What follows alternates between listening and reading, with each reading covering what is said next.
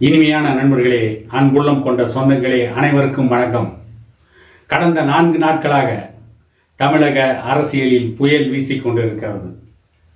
பாரதிய ஜனதா கட்சியினுடைய தலைவர், மத்திய உள்துறை அமைச்சர் அமித்ஷா சென்னைக்கு வந்து கூட்டணியை பற்றி ஒரு முடிவெடுத்த பொழுது, அதே நேரத்தில் பாட்டாளி மக்கள் கட்சியின் நிறுவனர் டாக்டர் ஐயா அறிவித்த அறிவிப்பு, இந்த இரண்டும் பெரிய பேசுபொருளானது.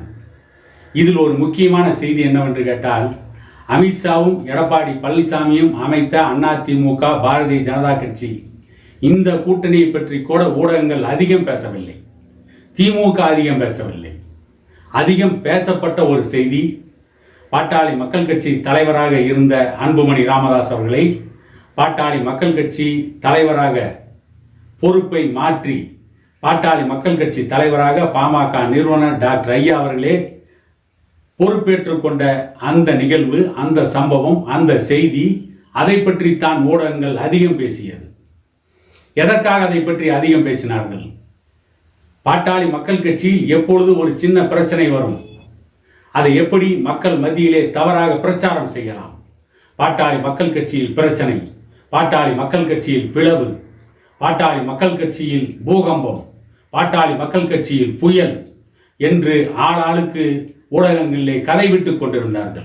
ஆனால் ஊடகங்கள், திமுகவை சார்ந்தவர்கள், இவர்களுடைய பொய்யான பிரச்சாரத்திற்கு முற்றுப்புள்ளி வைக்கின்ற வகையில், அதிலும் திமுகவுடைய திருச்சி மாவட்ட சட்டமன்ற உறுப்பினர் இனிகோ இருதயராஜ், எப்படிப்பட்ட பேர் பாருங்க, இனிகோ இருதயராஜ், இனி நீ கோ, அவரெல்லாம் பாட்டாளி மக்கள் கட்சியினுடைய பிரச்சனையை பற்றி ஊடகங்களில், சமூக வலைதளங்களில் பதிவு போட்டுக் கொண்டிருக்கிறார். பாட்டாளி மக்கள் கட்சியினுடைய நிறுவனர் டாக்டர் ஐயா அவர்கள் தன்னை விளம்பரப்படுத்திக் கொள்ள ஆசைப்படுகிறார். உதயநிதி ஸ்டாலினை போல ஒரு விளம்பர பிரியர் இந்த தமிழக அரசியலில் யாரும் இருக்க முடியாது. இந்த இனிக்கோ இருதயராஜை போல திமுகவில் இன்னும் பலர் இருக்கிறார்கள். திமுகவில் ஒரு கேடுகட்ட எழில் பிறவி குடியாத்தம் குமரன் போன்றவர்கள்லாம் எப்பொழுதும் அந்த விளம்பர மோகத்திலேயே இருப்பவர்கள்.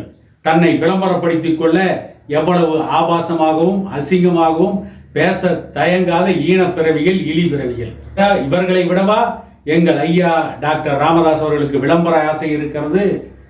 எங்கள் ஐயா டாக்டர் ஐயா அவர்களுக்கு எப்பொழுதும் போராடுகின்ற ஆசைதான் அதிகம் இருந்திருக்கிறது. அவர் தான் இறுதி வரை போராளியாக வாழ வேண்டும் என்றே நினைத்து கொண்டிருப்பவர், அதில் தான் அவர் திருப்தி காண்பவர். அப்படிப்பட்ட தலைவரை விளம்பர பிரியர் என்று சில வித்தார கல்லர்கள் இன்றைக்கு பிரச்சாரம் செய்திருக்கிறார்கள்.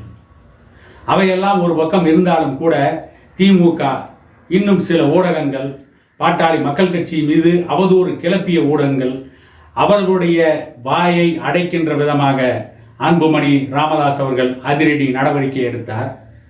பனையூர் அலுவலகத்தில் பாட்டாளி மக்கள் கட்சி நிர்வாகிகளை அழைத்து பேசினார்.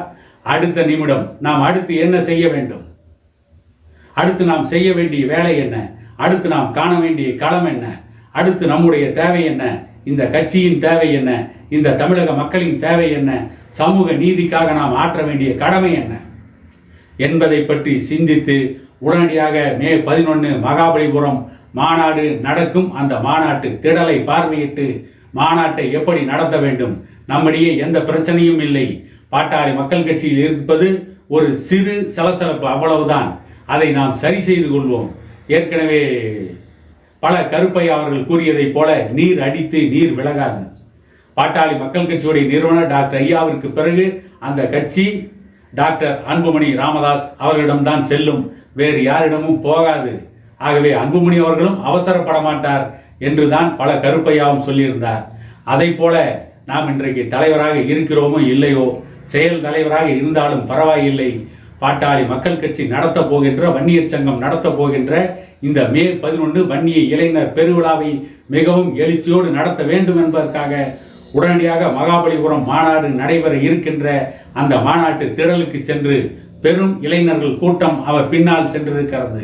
அந்த இளைஞர்கள் கூட்டத்திற்கு வழிகாட்டி நாம் டாக்டர் ஐயாவுடைய கட்டளையை, அவர் எதற்காக இந்த அரசியலுக்கு வந்தார், அவர் என்ன சாதிக்க நினைத்தார், அவர் எப்படி சமூக நீதியை அனைவருக்கும் கொடுக்க வேண்டும் என்று போராடினார், அதை வென்றெடுக்க வேண்டிய கடமை நமக்கு இருக்கிறது என்பதை இளைஞர்களுக்கும் வலியுறுத்தி நாங்கள் டாக்டர் ஐயாவுடைய கனவை நனவாக்க போராடுவோம் என்று ஒரு அறிவிப்பை வெளியிட்டு அனைவருடைய வாயையும் அடைத்துவிட்டு அவர் அடுத்த கட்ட நகர்வை நோக்கி, பாட்டாளி மக்கள் கட்சியின் அடுத்த கட்ட செயல்பாட்டை நோக்கி, பாட்டாளி மக்கள் கட்சியின் எதிர்காலத்தை நோக்கி தன்னுடைய அரசியல் நகர்வை துவக்கிவிட்டார். இதை பார்த்துவிட்டு இப்பொழுது ஊடகங்கள் என்ன சொல்கிறார்கள்?